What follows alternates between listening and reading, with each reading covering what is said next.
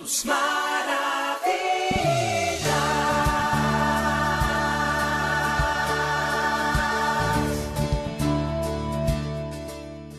Bendiciones, amados hermanos. Es un gusto para mí estar hoy con ustedes y les invito a que repitan junto a mí nuestra visión. Decimos, ser una iglesia de Jesucristo dedicada a la adoración al Dios verdadero, la enseñanza de la palabra divinamente revelada, la predicación de la salvación que es por la fe en Jesucristo, la restauración espiritual de los que creen, la comunión los unos para con los otros y en las familias. Amén.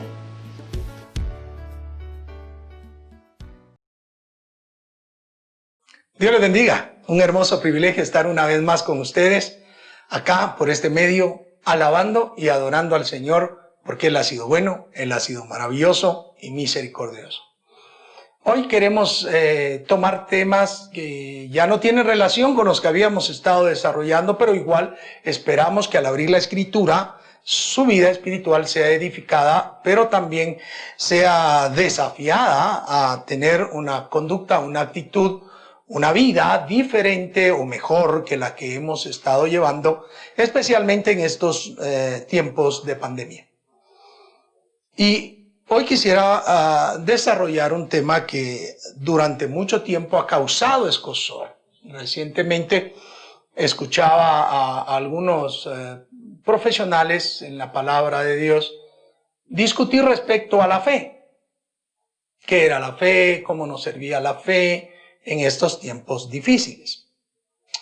Y creo, sin duda, que la fe es fundamental, es base para nosotros los cristianos. La Biblia dice que sin fe es imposible agradar a Dios. La Escritura dice también que el justo por la fe vivirá y si retrocediere no agradará el alma del Señor. Así que la fe es muy importante. Pero hay una pregunta que encontramos allá en el capítulo 17 del Evangelio según Lucas, el verso 5 específicamente.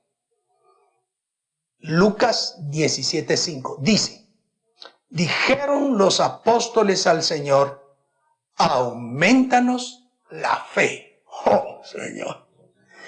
Por años, las personas quieren, necesitan, piden, suplican que Dios aumente la fe. La pregunta es, ¿para qué quieren más fe? Hermano, todos necesitamos fe, porque a veces estamos pasando necesidades que debemos de confiar en la respuesta de Dios, o necesito esto, o anhelo aquello. ¿Para qué la quiere? ¿Para pedir algo? ¿Para que Dios le dé respuestas?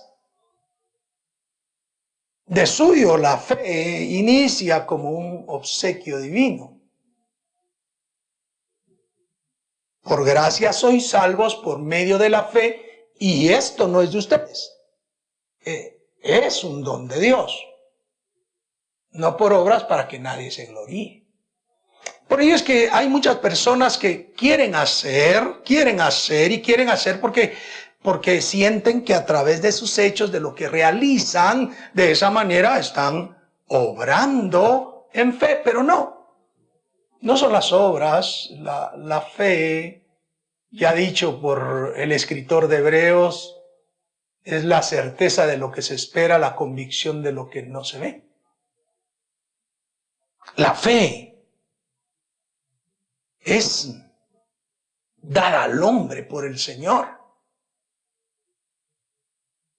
La fe va a venir a nosotros porque dice la Escritura que la fe viene por el oír. Y el oír por la palabra de Dios. No dice por oír de la palabra de Dios o por oír la palabra de Dios, sino que es la palabra de Dios la que va a permitir oír. ¿Cuánto quisiéramos nosotros que cada una de las personas que abre la Biblia y la lee aprendiera y tuviera fe. En algunas de estas prédicas mencioné que desde Génesis 1:1 hasta Apocalipsis 22:21, la Biblia brota a borbotones la fe, en ejemplos, en manifestaciones que fueron escritas para que nosotros tuviésemos un concepto, una forma de vida apegada a la forma en que actuaron las personas. Pero, ¿cómo hemos de aumentar la fe? ¿O para qué? Y este famoso versículo tiene una razón, ya cuando uno lo escudriña, tiene una razón. Por cierto, que Jesucristo le responde acá a los apóstoles a su necesidad. Ellos preguntan, dijeron los apóstoles al Señor, aumentanos la fe.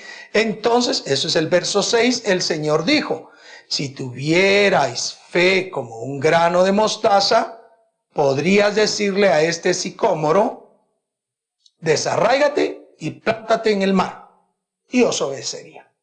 ¡Wow! Si tan solo tuvieras fe como un grano de mostaza. Ya en otra parte de la Escritura el Señor dice que el grano de mostaza es la más pequeña de las semillas, pero cuando crece, cuando nace su planta, llega a ser uno de los más grandes de su género.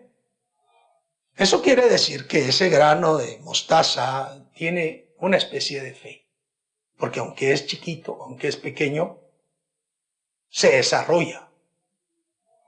El ejemplo de Dios es maravilloso, pero el contexto dentro del cual está sucediendo esto es un contexto un tanto diferente a lo que nosotros pensamos. La mayoría de personas cristianas evangélicas, creyentes en Dios, la mayoría de personas cree que la fe, aparte de la salvación, sirve para estar pidiendo cosas. Para estar pidiendo comida, para estar pidiendo sanidad, para estar pidiendo beneficios para comprar mi casa. Y no está mal el pedir, el suplicar, pero inicialmente la fe, nuestra fe para salvar, también tiene la encrucijada de perdonar. Y de hecho ese es el entorno que tiene este versículo 5. No fue dicha porque había hambre, no fue dicha porque había enfermedad, no fue dicha porque querían comprar algún lugar, no, fue dicha en un efecto real y como consecuencia de la necesidad de perdonar. ¿Necesitamos fe para perdonar? Por supuesto, necesitamos muchas cosas. Pero veamos entonces el contexto que da razón a ese versículo 5. Porque, insisto, no fue dicho en un contexto de necesidad, de provisión divina, de solicitar auxilio. Fue una petición para poder perdonar.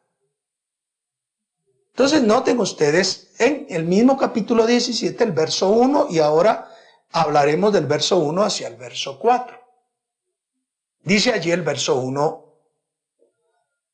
dijo Jesús a sus discípulos, imposible es que no vengan tropiezos, mas hay de aquel por quien vienen. Una sentencia muy fuerte. Imposible, o sea, sin duda alguna van a haber tropiezos. Es imposible, siempre van a haber tropiezos. Los cristianos enfrentamos tropiezos. En la vida tendremos tropiezos. Hermanos amados, si ustedes han creído en un evangelio color de rosa, lo lamento mucho. El Señor Jesucristo dijo, en el mundo tendréis aflicción, pero confiad, yo he vencido al mundo. El Señor no habla de la vida cristiana como algo realmente fácil, color de rosa, donde todos estamos felices, sino habla de la realidad. Ya Pedro también indica, después que hayáis padecido un poco de tiempo, el mismo Dios os afirme, fortalezca y establezca. Porque antes ha dicho Pedro que las tribulaciones que nosotros sufrimos se van cumpliendo en todos los hermanos alrededor del mundo. Los tropiezos van a venir. El problema no son los tropiezos, mis amados hermanos. A lo que hay que ponerle atención acá no es a los tropiezos, porque ellos van a estar allí. Todos los días, en mayor o menor grado, ustedes y yo enfrentamos tropiezos. Tropiezos económicos, tropiezos de salud, tropiezos emocionales. Y ahí van a estar, a veces provocados por nuestro entorno inmediato y a veces provocados desde nuestro entorno más lejano. Pero esos tropiezos, dice el Señor acá, van a suceder, no van a dejar de vivir. Es decir, si nosotros decimos, Señor, quita de mí tanto problema, tranquilos, y van a seguir viniendo. Van a seguir sucediendo. Lo que sí nos garantiza el Señor es que va a estar con nosotros en medio de la dificultad, en medio del problema. Porque Él ya venció. Y si nosotros acudimos al trono de la gracia, encontraremos esa piedad del Señor. Van a venir tropiezos. Van a venir tropiezos. Recuerdo el momento cuando aquellos dos hijos de Zebedeo con su mamá se acercan al Señor Jesús para pedirle que uno se siente a la derecha y otro a la izquierda. Y Jesús les dice, ustedes pueden ustedes ser bautizados con el bautismo que yo soy bautizado. Y ellos dicen, sí, podemos. ¿Pueden ustedes beber la copa que yo bebo? Y ellos dijeron, sí, podemos. Según ellos estaban amalgamando el lugar para que el Señor les diera los lugares derecha e izquierda. Y Jesús les dice, y ciertamente seréis bautizados con el bautismo con que yo soy bautizado y beberéis la copa con que yo estoy bebiendo. Pero el sentaros a la diestra o a la siniestra mía, eso no es mío, eso corresponde al Padre que lo tiene en su autoridad. Ahora el asunto es que ahí les estaba diciendo Jesús, el bautismo con que Él fue bautizado, el poderoso Espíritu Santo, las manifestaciones del Espíritu Santo se iban a manifestar en todos los que creyeran en el Señor. Como dice la Escritura, estas señales seguirán a los que creen. En mi nombre echarán fuera demonios, hablarán nuevas lenguas, pondrán manos sobre los enfermos y sanarán, hollarán serpientes y escorpiones y toda fuerza del maligno. La Biblia lo señala. Pero también les dijo, y la copa era una copa de sufrimiento, de dolor. Por eso el día de la aprehensión de Jesucristo, Él está orando al Padre y le dice, si es posible, pase de mí esta copa, mas no como yo quiero, sino como es tu voluntad. Así que todos, queridos hermanos y hermanas, el creer en Dios es parte fundamental para que las situaciones, las circunstancias difíciles no nos muevan de la fe, porque la fe implica creer en Dios. Y ese creer en Dios va a implicar que haya sufrimiento. Sí, problemas, dificultades. Ahora, Dios nos puede ayudar en la vida, que tengamos menos dificultades, oremos, vivamos una vida santa, vivamos agradándoles y Dios lo va a hacer, pero eso no quiere decir que el justo no sufra, como pasa en el libro de Job, donde se nos demuestra bíblicamente que el justo puede llegar a sufrir y a sufrir muy duro. Entonces, a lo que hay que ponerle atención es que dice allí, ay de aquel por quien viene. Así que aquel que pone los tropiezos, aquel que se porta mal, aquel que trata de hacerte daño, aquel que te trata de hacer que tengas dolor, aflicción, necesidad, él va a ser tomado en consideración por Dios. ¿Para qué? Mira lo que dice el verso 2. Mejor le fuera que se le atase al cuello una piedra de molino y se le arrojase al mar, que hacer tropezar a uno de estos mis pequeños. Si hay alguien llámese como se llame, que trata de hacerle daño, de molestarlo, de ponerle tropiezo, de hacerle quedar mal, de avergonzarle, pues el problema es de ese alguien, porque Dios dice, más le valiese, mejor atarse al cuello una piedra de molino, que no era una piedrecita, no, era una piedrota jalada por animalitos, y se lance al fondo de la mar y se muera. ¿Qué haber hecho tropezar a uno de estos pequeños? ¿Hay cuántas personas le juegan malas bromas a cristianos por hacerlos pecar? Y en eso no se dan cuenta que Dios va a corregir su actitud, que Dios se va a encargar de corregirlos. Entonces, vean todo lo que está pasando. Gente que pone tropiezo, gente que está lastimando. Dios no está de acuerdo con esa gente, pero el verso 3 dice, mirad por vosotros mismos. Si tu hermano pecare contra ti, repréndele, y si se arrepintiere, perdónale. No estamos hablando solamente del que pone tropiezos, del que peca contra ti, sino si peca contra ti tu hermano.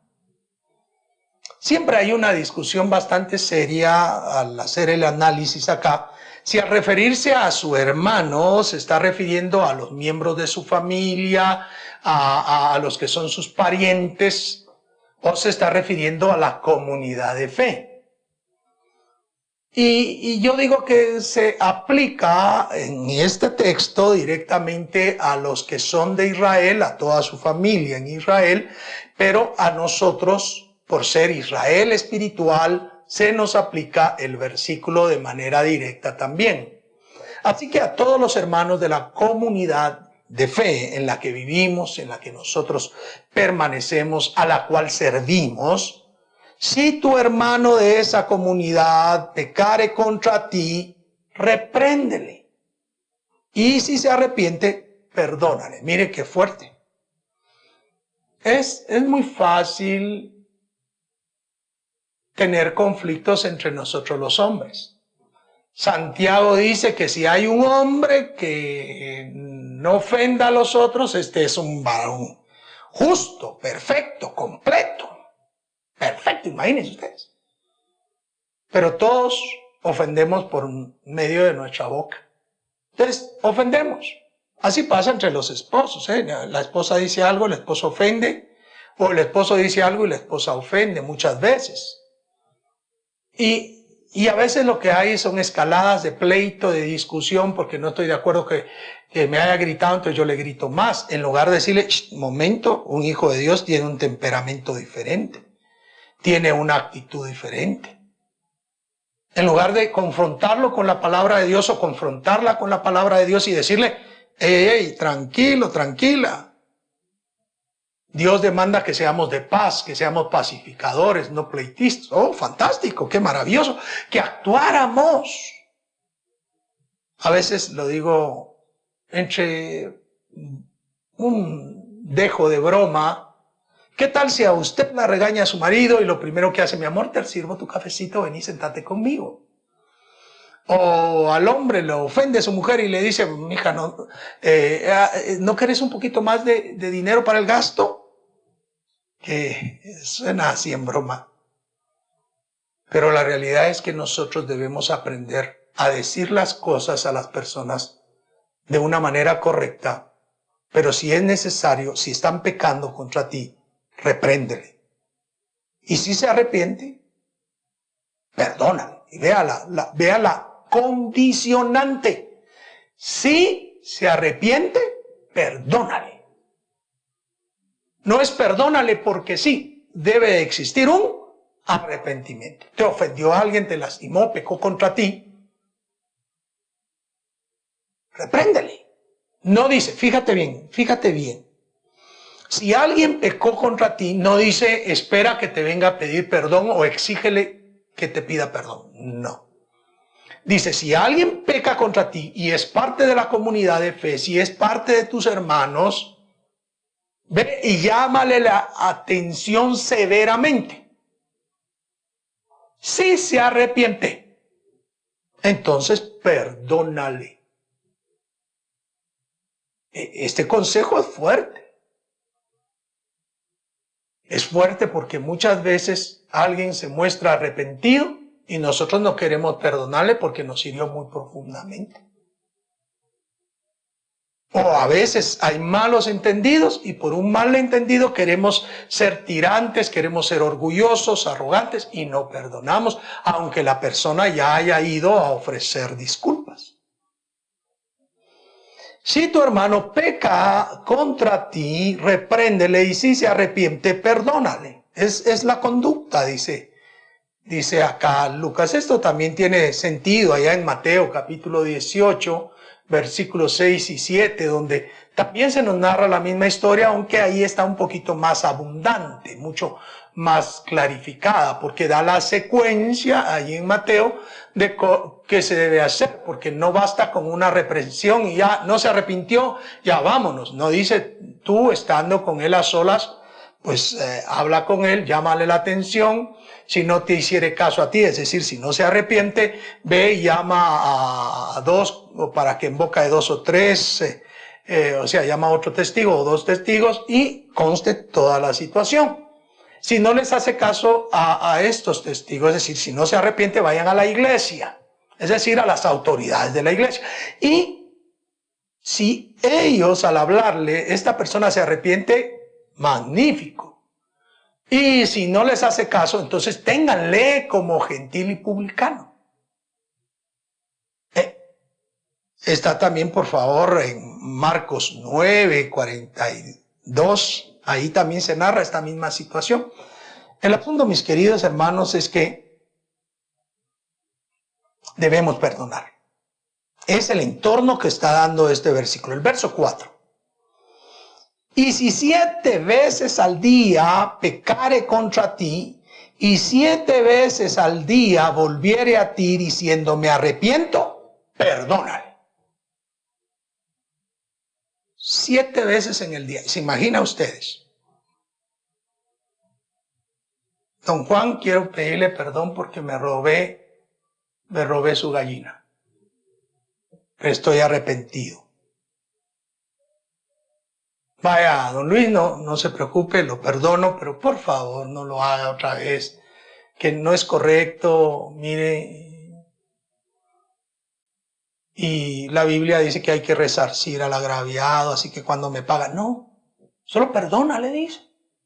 No dice, pídele cuentas, dice, perdona, punto. Si está arrepentido, perdónalo. Ah, hermano, pero es que hay quienes piden perdón y no están arrepentidos. Eso no es problema tuyo.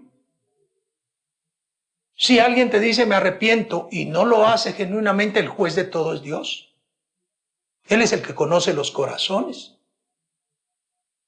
Pero dice también acá, si 7 veces al día pecare, al ratito llega. Eso fue a las 8 de la mañana.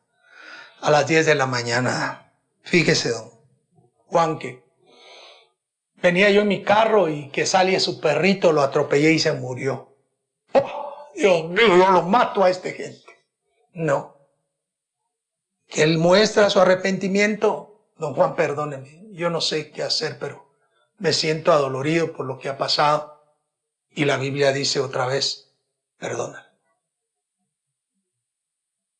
Pero es que me tiene que devolver el perro. No se puede, ya se murió. Con todo el dolor de tu corazón, ve y haz lo que debes hacer con tu mascota, pero perdona al individuo. A las 11:30 de la mañana esa persona está subido cerca de tu casa y tú oyes ruidos en el techo y ves que aquel árbol que tienes plantado allí de aguacates, está ahí don Luis agarrando los aguacates más grandes. Y se arma el lío y don Luis le dice, perdóneme, es que tengo tanta necesidad, perdóneme. Y entonces la Biblia dice, perdónalo. Pero es que es un ladrón, sí, perdona. ¿Me mató al perro? Sí, perdónalo. ¿Me robó la gallina? Sí, perdona. Ya por ahí de las 2 de la tarde, tu hijo salió a jugar y pasó cerca de don Luis y don Luis lo botó de la bicicleta. Estaba molesto. Después llega a su casa él a contarlo, la esposa lo reconviene y llega de nuevo contigo. Y te dice, mire, yo actué mal, yo dañé a su hijo, perdóneme. Y la Biblia dice que tú debes perdonarlo. ¡Guau! Me golpeó a mi hijo. Me estaba robando aguacates. Me mató al perro. Me robó la gallina. Solo llevo 4. 4 oportunidades. Si 7 veces viniera para contigo tu hermano, perdónalo. Ese es el contexto del versículo 5. Veamos la secuencia entonces. Y si 7 veces al día pecare contra ti, 7 veces al día volviere a ti diciendo, me arrepiento, perdónale. Y dijeron los apóstoles al Señor, aumentanos la fe. No estaban pensando en bienes. No estaban pensando en, tengo fe para comprar un carro, una casa, para que esta Navidad nos juntemos todos, comamos un gran pavo, 2 pavos, 3 pavos. No estaba en eso. La fe se requería para poder perdonar. Y hoy quiero desafiarte en el amor de Cristo Jesús, porque cuántas veces te han ofendido. Quizá te ofendieron de niño o de niña. Quizá te ofendieron de adolescente. Quizá tu papá y tu mamá no fueron los más cuidadosos y no te ayudaron, no te dieron para que crecieras, pero hoy estás acá y tienes la gracia, la misericordia de Dios y estás con vida, estás con bien. Y lo que tienes que hacer es perdonar. Perdonar a tu prójimo. Perdonar al que te ofende, perdonar al que te daña. Especialmente cuando es de la familia de fe, cuando es de la comunidad de fe en la cual te congregas y a los que reconoces como hermanos. Porque dentro de cualquier sociedad y más en estos tiempos que hay iglesias cristianas evangélicas por todos lados, nos conocemos con hermanos de otras congregaciones y a veces aquel o aquella nos pueden ofender, pero nuestra responsabilidad no es simplemente pedir aumento de fe para comprar, para vender, para hacer un buen negocio, sino para perdonar. Una razón para mí fundamental para que vivamos en paz. ¿Por qué hay problemas dentro de las iglesias cristianas evangélicas? ¿Por qué hay divisiones dentro de las iglesias evangélicas? ¿Por qué se parten y se van grupos por aquí, grupos por allá? ¿Por qué hay disidencia en la iglesia evangélica? Por la ausencia de perdón. Si bien, como debemos señalar, la disidencia no necesariamente es promovida solo por el hombre, porque a veces Dios la promueve, pero también es cierto que si no hay perdón, que si hay ausencia de perdón, la persona que está marchando va con una carga de ausencia de paz, de perdón en su vida y estará amarrado a la otra persona de por vida hasta que logre perdonar. A veces vienen recuerdos a tu vida de situaciones donde te han ofendido. Perdona y libérate en el nombre de Jesús. Así que por eso Jesús les dijo, si tuvieran fe como un granito de mostaza, le van a decir a este gran árbol, desarráigate y plántate allá. No es necesario mucha fe, pero esa fe sirve para perdonar. Y eso es lo que yo quiero dejarles en su corazón. La fe agrada a Dios. Por fe nosotros seguimos a Jesucristo. Por fe tenemos una gran cantidad de disciplinas cristianas evangélicas. Por fe. Pero por fe también debemos perdonar. El Señor Jesucristo dijo, un mandamiento nuevo os doy, que os améis los unos a los otros. Sí, debemos tener una vida que cumple el mandamiento del Señor Jesucristo. Amémonos. Perdonémonos. Y como dice el apóstol, tolerémonos. Así que, ¿para qué quieres fe? ¿Para llenar tu casa de bienes? Bueno, está bien, está bien. Pero recuerda, debes usarla para perdonar. La comprensión es necesario tener mucha fe para estar perdonando a las personas que nos ofenden, y es cierto. Es necesario actuar por fe. No humanamente, porque humanamente quizá esas personas se merecerían el castigo más grande, y de ahí el concepto de perdón es no darle el castigo merecido a la persona. Quiera Dios que tanto ustedes como yo, que sus familias y la mía, seamos creyentes, cristianos evangélicos, que verdaderamente perdonemos a quienes nos ofenden. Aunque cueste un momento, aunque sea difícil, la importancia no radica en la dificultad, sino en la fe para perdonar. Espero que Dios les haya hablado, que Dios les haya dicho algo, y que la paz de Dios sea con ustedes. Quiero orar por su vida y porque verdaderamente podamos vivir en perdón los unos para con los otros. Oremos. Padre bendito, en el nombre poderoso de Jesús, traigo delante de ti la carga que hoy tenemos por la palabra. Aprender a perdonar y perdonar a los que nos ofenden, aunque nos ofendan una y otra vez, hasta 7 veces al día. En otra parte de tu palabra dice hasta 70 veces 7, nosotros debemos perdonar. Señor, en el nombre de Jesús necesitamos un corazón ablandado por tu palabra, lleno de la fe que te tenemos para poder vivir. Que esa fe se derrame en cada uno en el sentido real que lo dice tu palabra, conforme a la medida que has derramado en nosotros. Y ayúdanos a amar, a perdonar a todos. Por favor, que no digamos que tenemos mucha fe para hacer muchas cosas y tengamos conflictos con los hermanos. Y ayúdanos a ser de buen testimonio para los demás. Te damos gracias en el nombre poderoso de Jesús. Amén y amén. Dios les bendiga. Dios les guarde. Espero que la mano del Señor esté sobre ustedes, que la luz de su rostro sea en sus vidas, y si Dios lo permite, nos volvemos a ver. Dios les bendiga. Dios les guarde. Hasta la próxima.